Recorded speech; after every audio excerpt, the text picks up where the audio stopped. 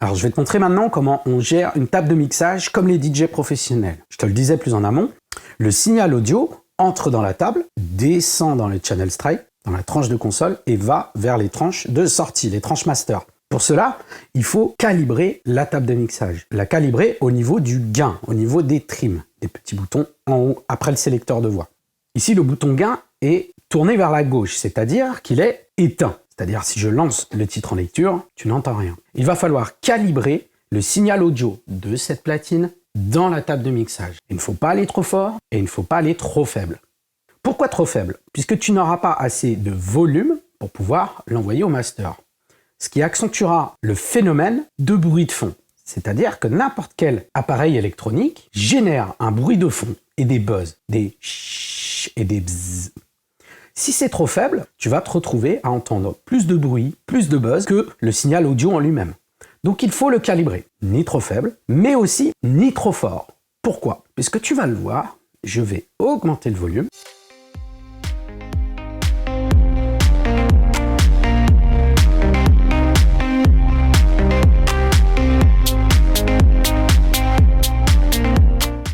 C'est-à-dire que, tu l'entends bien, si on pousse le gain trop fort, apparaît un phénomène que l'on appelle la distorsion, c'est-à-dire que le son rentre trop fort de ce préampli-là, c'est-à-dire ce bouton gain. Il ne faut pas aller trop fort pour ne pas avoir cette distorsion, mais il ne faut pas aller trop faible pour avoir ce phénomène de bruit de fond. Alors maintenant, comment le calibrer? Il existe une autre partie dans la table de mixage qui s'appelle les vumètres. Les vumètres, c'est les petites lumières que tu vois sur chacune des tranches de console. Regarde bien. Voilà, ces petites lumières que tu vois, ça s'appelle un vumètre. Ça va te permettre d'avoir visuellement le niveau audio de ton appareil qui est branché sur cette tranche de console. Tu le vois dans ce vumètre, il a 3 couleurs, le vert, le orange et le rouge. Ces 3 couleurs te disent à quel niveau tu rentres dans ta table de mixage, dans ta tranche de console. L'idéal pour calibrer étant d'avoir le titre à 0 dB. Alors ici, il n'y a pas de graduation. Si on voit sur d'autres tables de mixage, certaines ont des graduations. Le point 0 se situe entre le vert et le début du orange. Certaines tables de mixage étant le premier point orange, mais pas les autres. C'est-à-dire pour la calibrer et ne pas avoir de distorsion, il ne faut pas aller au-dessus de cette première LED orange. Tu vas me dire, ouais, d'accord, je vais aller jusqu'à la première LED orange, mais sur quoi je me cale dans le titre? Eh bien tout simplement, je vais aller caler cette platine-là au moment le plus fort, dans le drop du morceau, le moment le plus haut du morceau. À chaque kick, à chaque coup de grosse caisse, au moment où il y a la pulsation, il va falloir régler le niveau le plus haut de ma platine pour arriver au point 0, c'est-à-dire à la première LED orange. Donc ici, je suis beaucoup trop fort. Je vais redescendre mon gain pour aller calibrer mon pic le plus haut, pour aller à la première LED orange. Ici, mon morceau est calibré sans distorsion. Je n'ai pas de distorsion. Et un niveau suffisamment grand pour ne pas entendre les bruits de fond, les buzz et le souffle, le ch et les bzz de l'appareil électronique en lui-même. Ici, c'est quand le channel est trop fort. Voyons sur mon deuxième deck, puisque il va falloir calibrer les gains d'entrée sur toutes les platines que tu as besoin. Si tu dois mixer avec 4 platines, il va falloir calibrer les 4 voix. Si tu veux mixer simultanément avec 2 platines, il va falloir calibrer les 2 voix concernées de tes platines. Lançons en lecture ce titre-là et allons calibrer au niveau du gain la hauteur suffisante pour travailler. Donc ici tu n'entends rien, c'est normal, le gain est fermé. Il va falloir que j'augmente le gain juste à temps que chaque pulsation, chaque point le plus haut du morceau, on appelle ça les pics, chaque pic aille taper au maximum sur la première LED orange.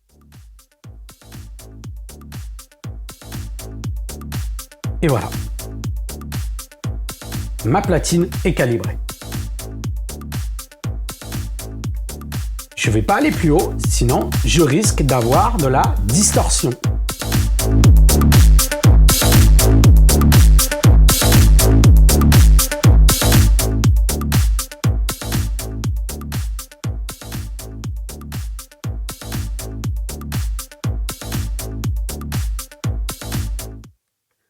Ma deuxième platine est calibrée. Alors, tu l'as sans doute remarqué, le niveau de la platine numéro 1 n'est pas le même que la platine numéro 2. Ce n'est pas grave. Ces boutons servent à ça, justement, à calibrer les platines au niveau des vumètres pour que le niveau du signal audio soit suffisamment haut pour ne pas entendre les bruits de fond et les buzz, le rapport signal-bruit, on appelle ça, et ne pas avoir de distorsion. Alors, on vient de voir pourquoi on doit calibrer les platines, aussi bien pour le signal audio, pour pas qu'il soit en distorsion ou trop faible, mais aussi pour la gestion des faders. Les faders sur une table de mixage DJ, et j'insiste sur les faders de la table de mixage pour les DJ, on utilise les faders de manière ouverte ou de manière fermée. C'est-à-dire qu'on va lever la platine, ouvrir complètement la platine, ouvrir la voie concernée de la platine, ok, ou la fermer. On l'utilise totalement ouverte ou totalement fermée. Le entre va nous servir sur certaines techniques de mixage que l'on verra plus tard. Pourquoi on l'utilise de manière ouverte ou fermée? Pour être tranquille. On sait qu'à fond, les platines sont calibrées. C'est-à-dire quand on ouvre le fader, on sait qu'elle est calibrée au niveau du volume avec l'autre platine. Je vais te faire écouter et passer du channel numéro 2 au channel numéro 1 et vice-versa pour que tu puisses entendre que les deux platines sont bien équilibrées au niveau du volume entre elles. Deux moyens de voir ça. Déjà, au niveau des vumètres, on voit bien qu'ils sont complètement équilibrés, au même niveau. Cela ne veut pas forcément dire qu'ils sont au même niveau. Il va falloir le vérifier dans le casque de l'un à l'autre. Écoutons le titre numéro 2.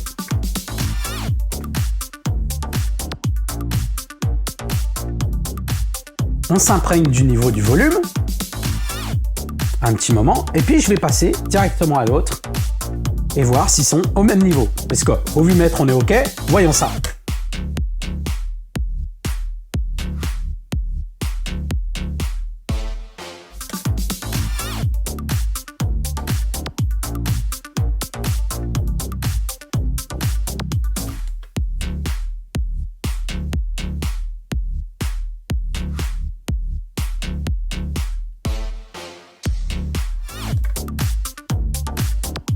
Tu vois, c'est un bel exemple puisque les volumes sont équilibrés, mais on entend bien que le titre numéro 1 est un petit peu moins fort. Donc je vais me permettre de le remonter un tout petit peu et de réécouter.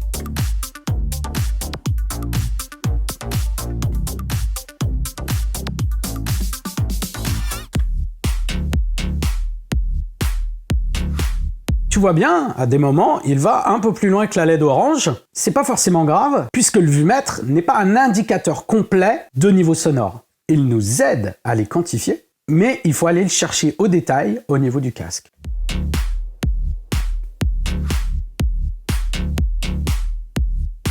Repassons à l'autre. Là, on est complètement équilibré.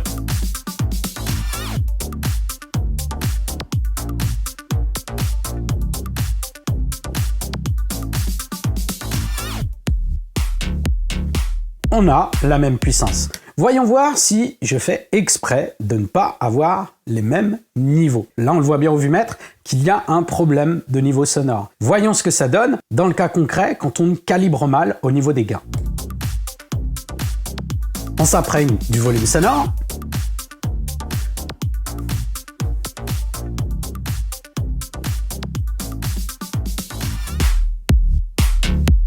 Ah, tu vois bien que le titre est beaucoup trop fort.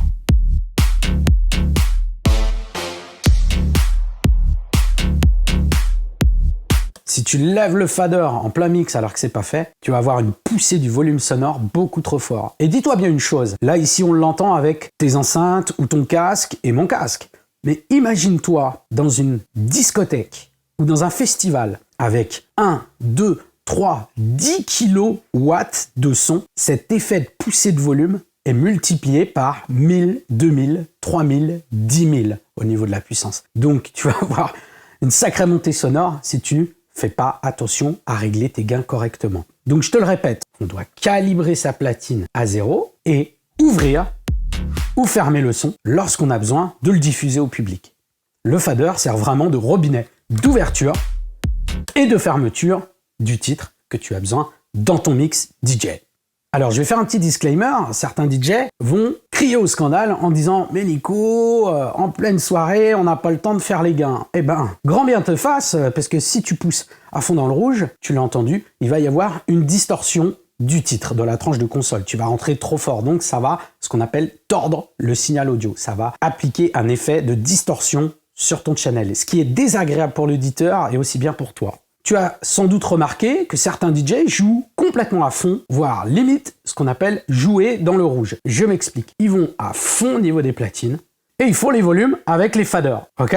Ils vont faire le niveau avec les faders. Ça, c'était l'ancienne époque. C'était il y a 25 ans, voire même 30 ans. Maintenant, on ne fonctionne plus comme ça. Les tables de l'époque pouvaient encaisser énormément de gains au niveau des entrées, au niveau des gains et des trims. Ok? Ce n'est plus le cas. Tous les fabricants calibrent pour éviter cette distorsion à cause de ce phénomène de disclaimer que je suis en train de t'expliquer. Si tu fais ça, si tu pousses au gain et que tu gères au fader, tu vas te retrouver devant un signal audio qui rentre trop fort dans ta tranche de console et ton son va avoir une distorsion. Ça, tu l'as bien entendu. Il faut absolument le calibrer à 0 dB. Et là où est le point central de mon disclaimer, certains me diront « Ouais, mais Nico, on n'a pas assez de volume. » Et bien à ce moment-là, tu vas le gérer au master. Si tu n'as pas assez de volume dans ta salle, dans ton home DJ, etc., tu vas pousser au master.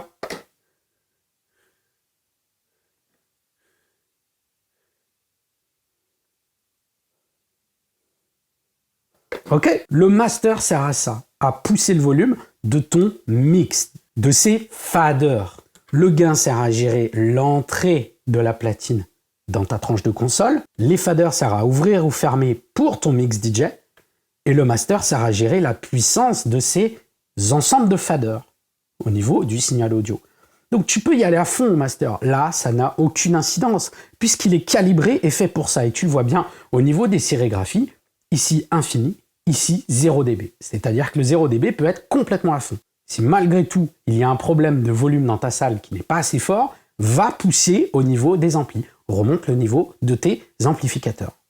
Deuxième petit disclaimer, tu l'as sans doute remarqué, ouais mais Nico, vu maître, ils ne sont pas équilibrés. S'ils ne sont pas équilibrés et que je pousse un peu trop fort, je vais avoir de la distorsion. Oui, mais de là à arriver jusqu'au rouge à fond, que ça décolle plus et que tu l'entendes, il se passe un certain moment. Tu as une certaine marge de manœuvre vis-à-vis de ça. Écoute bien, je vais faire exprès d'être un peu plus bas. Ici, je suis un tout petit peu au-dessus du 0 dB, mais il ne faut pas aller plus haut. Si tu pousses, tu vois, tu as encore de la marge de manœuvre avant d'arriver dans le rouge. Et même la première LED rouge, tu n'entends pas cette distorsion. Ok?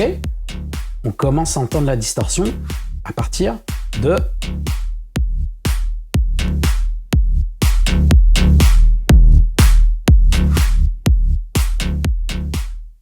à partir des 3/4 à peu près. Hein.